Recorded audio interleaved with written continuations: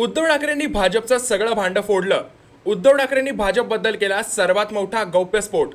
नेमकं काय घडलं? उद्धव ठाकरे यांच्या पक्षाने नागपुरात रामरक्षा आंदोलन केले. आपल्या आंदोलनात त्यांनी भाजपवर सडकून टीका केली. यावेळी त्यांनी मुख्यमंत्री देवेंद्र फडणवीस यांच्यावरही टीका केली आहे.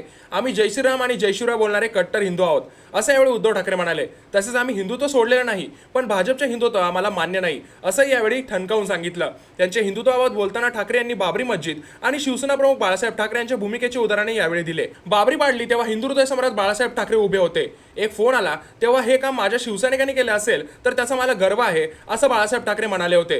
गर्व से कहो हम हिंदू आहे, ही घोषणा त्यांनी बुलंद केली. अनेक कारसेवकांनी बलिदान दिलं, अपंगत्व आलं, अशी आठवण यावेळी उद्धव ठाकरे यांनी करून दाखवली. तसेच या चोरांच्या पोटा पाण्यासाठी आम्ही संघर्ष केला नव्हता. मंदिर वही बनाएंगे अशी घोषणा दिली गेली, पण राम मंदिर लुटण्यासाठी राम मंदिराची निर्मिती करण्यात आली आहे का, असा रोकटोक सवालही त्यांनी यावेळी केला. आम्ही लुटारूंच्या विरोधात आहोत. आमची चेष्टा मस्करी करण्यापेक्षा फडणवीस यांनी लुटारूंच्या बाजूने की रामरक्षा करण्याच्या बाजूने आहे हे स्पष्ट करावं, असे खुले आव्हानही त्यांनी फडणवीसांना दिलं. उद्धव ठाकरे यावेळी तरी पूर्ण रामरक्षा म्हणतील असा टोला देवेंद्र फडणवीस यांनी लगावला होता. त्याला उत्तर देताना हे आंदोलन रामरक्षा पाठ आहे की नाही हे बघण्यासाठी नाही, एखाद्या वर्गातील मॉनिटर सारखं बोलू नको. आज रामभक्तांना रामाचं संरक्षण करण्याची वेळ आली आहे. भाजपच्या कारभारात ही रामरक्षा करावी लागत आहे, असं म्हणत उद्धव ठाकरे यांनी भाजपवर आणि विशेषतः देवेंद्र फडणवीसांवर सडकून टीका केली आहे. याबद्दल तुमचे मत आम्हाला कमेंट नक्की सांगा. तुमचं सपोर्ट उद्धव ठाकरे की भाजप याबद्दल देखील कमेंट करून नक्की सांगा. आणि अशा व्हिडिओ रोज बघण्यासाठी आपल्या चॅनलला सबस्क्राईब करायला विसरू नका.